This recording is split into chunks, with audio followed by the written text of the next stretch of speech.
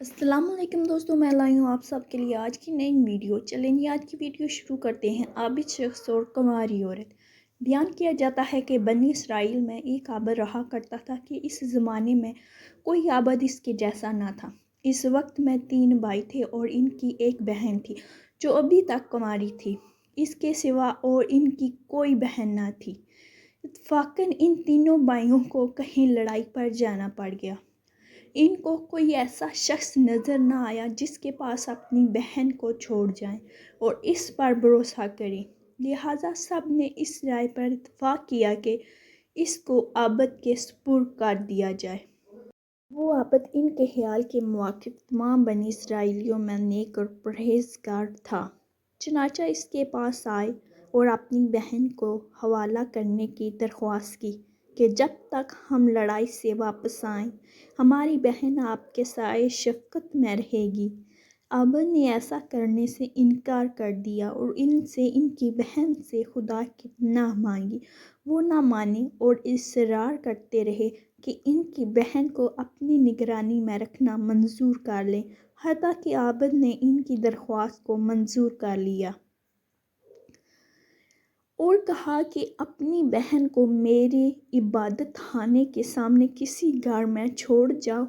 انہوں نے ایک مکان میں اس کو لا اتارا اور چلے گئے۔ وہ لڑکی عابد کے قریب ایک مدت تک رہی، عابد کے لیے کھانا لے کر آتا اور اپنے عبادت خانے کے دروازے پر رکھ کر دروازہ بند کر لیتا اور واپس اندر چلا جاتا اور لڑکی کو آواز دیتا تھا اور وہ اپنے گھر سے آ کر کھانا لے کر جاتی۔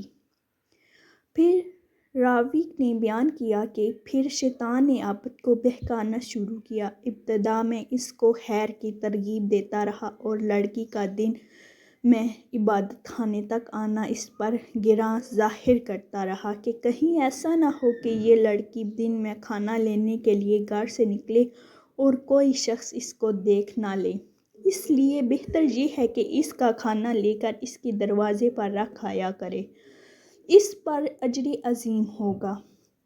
غرض یہ کہ عابد کھانا لے کر اس کے گھر جانے لگا۔ کچھ مدت بعد پھر شیطان اس کے پاس آیا اور اس کو ترغیب دی اور اس بات پر اسے ابھارا کہ اگر تو اس لڑکی سے بات چیت کیا کرے تو تیرے کلام سے مانوس ہوگی، کیونکہ اس کو تنہائی سے سخت وحشت ہوتی ہے۔ شیطان نے اس کا پیچھا نہ چھوڑا حتیٰ کہ وہ عابد اس لڑکی سے بات چیت کرنے لگا، اپنے عبادت خانے سے اتر کر اس کے پاس آنے لگا۔ پھر شیطان نے اس کے پاس آیا اور اس سے کہا کہ تم اپنے عبادت خانے کے دروازے پر اور وہ اپنے گھر کے دروازے پر بیٹھے اور دونوں باہر باتیں کریں تاکہ اس کو خوشی محسوس ہو۔ آخر کار شیطان نے اس کو عبادت خانے کے دروازے پر لا بٹھایا۔ لڑکی بھی گھر سے دروازے پر آئی۔ اسی طرح ایک زمانے تک یہ حال رہا۔ شیطان نے عابد کو پھر کار خیر کی رغبت دی اور کہا بہتر ہے کہ خود لڑکی کے گھر کے قریب جا کر بیٹھے اور ہم کلامی کرے، اس میں زیادہ دلداری ہے۔ عابد نے ایسا ہی کیا۔ شیطان نے پھر تحصیل ثواب کی رغبت دی اور کہا کہ اگر لڑکی کے دروازے سے قریب ہو جائے تو بہتر ہے تاکہ اس کو دروازے تک آنے کی بھی تکلیف نہ اٹھانی پڑے۔ عابد نے یہی کیا کہ اپنے عبادت خانے سے لڑکی کے دروازے پر آ کے بیٹھتا تھا اور باتیں کرتا تھا۔ ایک عرصے تک یہی کیفیت رہی۔ شیطان نے پھر عابد کو ابھارا کہ اگر عین گھر کے اندر جا کر باتیں کیا کرے تو بہتر ہے تاکہ اس لڑکی کو باہر نہ آنا پڑے اور کوئی اس کا چہرہ نہ دیکھ پائے۔ غرض عابد نے شیوہ اختیار کیا کہ لڑکی کے گھر کے اندر جا کر دن بھر اس سے باتیں کیا کرتا اور رات کو اپنے عبادت خانے میں واپس چلا جاتا، یہاں تک کہ عابد نے لڑکی کے زانوں پر ہاتھ مارا اور اس کے رخسار کو بوسہ لے لیا۔ پھر روز بروز لڑکی کو اس کی نظروں میں رائش دیتا رہا اور اس کے دل میں غلبہ کرتا رہا۔ حتٰی کہ وہ اس کے اور زیادہ قریب ہو گیا اور لڑکی نے حاملہ ہو کر ایک لڑکا جنا۔ پھر شیطان عابد کے پاس آیا اور کہنے لگا کہ اب بتاؤ کہ اگر اس لڑکی کے بھائی آ گئے اور اس بچے کو دیکھا تو تم کیا کرو گے؟ میں ڈرتا ہوں کہ کہیں تم ذلیل نہ ہو جاؤ یا وہ تمہیں رسوا نہ کر دے، تو بہتر ہے تم اس بچے کو لو اور زمین گاڑ دو۔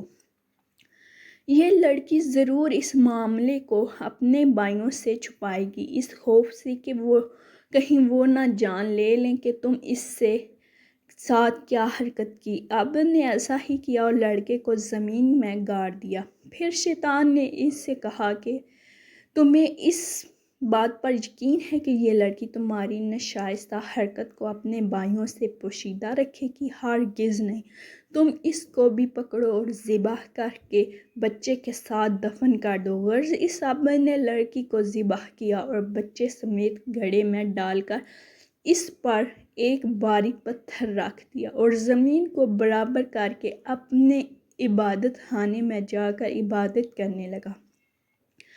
ایک مدت گزرنے کے بعد لڑکی کے بھائی لڑائی سے واپس آئے اور عابد کے پاس جا کر اپنی بہن کا حال پوچھا۔ عابد نے ان کو اس کے مرنے کی خبر دی، افسوس ظاہر کر کے رونے لگا اور کہا کہ بڑی نیک عورت تھی، دیکھو یہ اس کی قبر ہے۔ بھائی قبر پر آئے اور اس کے لیے دعائے خیر کی۔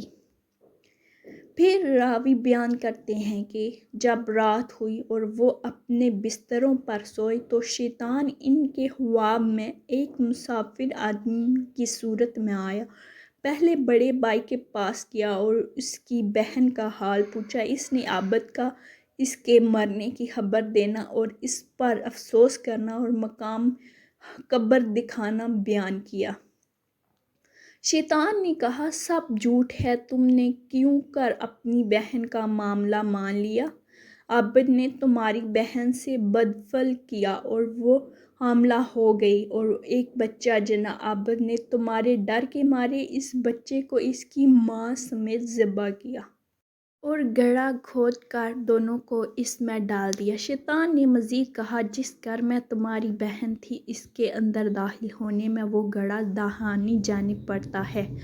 تم چلو اور اس گھر میں جا کر دیکھو، تم کو وہاں دونوں ماں بیٹے ایک جگہ ملیں گے، جیسا کہ میں تم کو بیان کر چکا ہوں۔ پھر شیطان دوسرے بھائی کے خواب میں آیا، اسے بھی ایسا ہی کہا۔ پھر چھوٹے بھائی کے خواب میں آیا اور اسے بھی ایسا ہی کہا۔ جب صبح ہوئی تو سب لوگ بیدار ہوئے اور تینوں اپنے اپنے خواب سے تعجب میں تھے۔ ہر ایک آپس میں ایک دوسرے سے بیان کرنے لگا کہ میں نے رات عجیب خواب دیکھا۔ سب نے باہم جو کچھ دیکھا تھا بیان کیا۔ بڑے بھائی نے کہا، یہ خواب فقط ایک خیال ہے اور کچھ نہیں، یہ ذکر چھوڑو اور اپنا کام کرو۔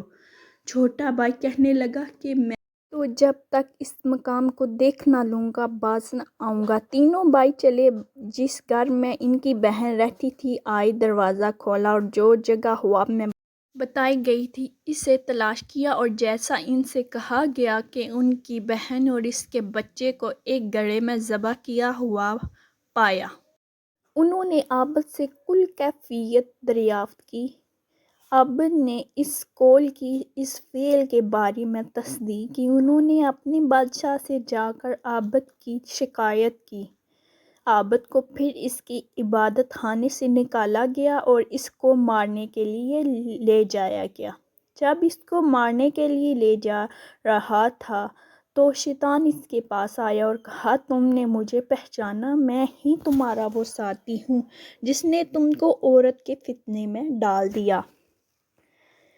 یہاں تک کہ تم نے اس کو حاملہ کر دیا اور ذبح کر ڈالا۔ اب اگر تم میرا کہنا مانو اور تم مجھ کو سجدہ کرو تو تمہیں میں اس سے نجات دلا دوں گا۔ عابد نے سجدہ کیا، خدا تعالیٰ سے کفر کیا۔ پھر جب عابد شخص نے کفر کیا تو شیطان اس کو اس کے ساتھیوں کے قبضے میں چھوڑ کر چلا گیا۔